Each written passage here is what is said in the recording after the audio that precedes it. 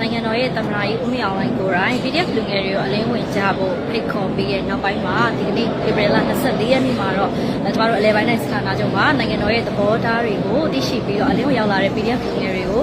ကြိုးစိုးလက်ခံပွဲပြီးတော့လက်နက်အနှံခြင်းနဲ့ထောက်ပံ့ငွေပေးရခြင်းပြီးတော့မိဘမြတ်ထံမှာပြန်လည်အနှံခြင်းအခမ်းအနားတွေကိုကျင်းပပြုလုပ်ခဲ့တာပဲဖြစ်ပါတယ်။ဒီကနေ့ဆိုလို့ရှိရင်ကျမတို့အလင်းဝင် PDF လူငယ်အမျိုးသားပေါင်း490အမျိုးသမီး48ယောက်စုစုပေါင်း900ကျော်ထပ်မံပြီးတော့ပေါ့နော်အလင်းဝင်ရောက်လာတာပဲဖြစ်ပါတယ်။အလဲပိုင်းတိုင်းစစ်တာနာကျော်အတွင်းမှာဒီကနေ့ဧပြီလ24ရက်နေ့ထိအလင်းဝင်ရောက်လာတဲ့ PDF လူငယ်စုစုပေါင်း1600ကျော်ရှိသွားပြီလို့သိရှိရပါတယ်ရှင်။ရှေ့ဆက်ပြီးတော့လည်း PDF လူငယ်တွေဒီကနေ့အခမ်းအနားကြီးမှာတက်ဆင်ပေါ့နော်အလင်းဝင်လာတဲ့လူငယ်တွေအချင်းချင်းထိတ်ဆက်ပြီးတော့ဖြစ်စေပြီးတော့နိုင်ငံတော်ရဲ့သဘောထားအမှန်တွေကိုသိရှိပြီးဖြစ်စေ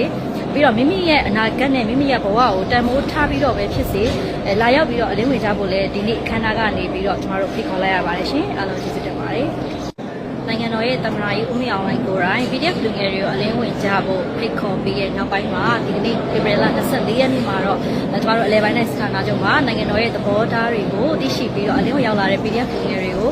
ကြိုးစိုးလက်ခံပွဲပြီးတော့လက်နက်အနှံခြင်းနဲ့ထောက်ပံ့ငွေပေးရခြင်းပြီးတော့မိဘမြတ်ထံမှာပြန်လည်အနှံခြင်းအခမ်းအနားတွေကိုကျင်းပပြုလုပ်ခဲ့တာပဲဖြစ်ပါတယ်။ဒီကနေ့ဆိုလို့ရှိရင်ကျမတို့အလင်းဝင် PDF လူငယ်အမျိုးသားပေါင်း490အမျိုးသမီး48ယောက်စုစုပေါင်း900ကျော်ထပ်မံပြီးတော့ပေါ့နော်အလင်းဝင်ရောက်လာတာပဲဖြစ်ပါတယ်။အလဲပိုင်းတိုင်းစစ်တာနာကျော်အတွင်းမှာဒီကနေ့ဧပြီလ24ရက်နေ့ထိအလင်းဝင်ရောက်လာတဲ့ PDF လူငယ်စုစုပေါင်း1600ကျော်ရှိသွားပြီလို့သိရှိရပါတယ်ရှင်။ရှေ့ဆက်ပြီးတော့လည်း PDF လူငယ်တွေဒီကနေ့အခမ်းအနားကြီးမှာတက်ဆင်ပေါ့နော်အလင်းဝင်လာတဲ့လူငယ်တွေအချင်းချင်းထိတ်ဆက်ပြီးတော့ဖြစ်စေပြီးတော့နိုင်ငံတော်ရဲ့သဘောထားအမှန်တွေကိုသိရှိပြီးဖြစ်စေ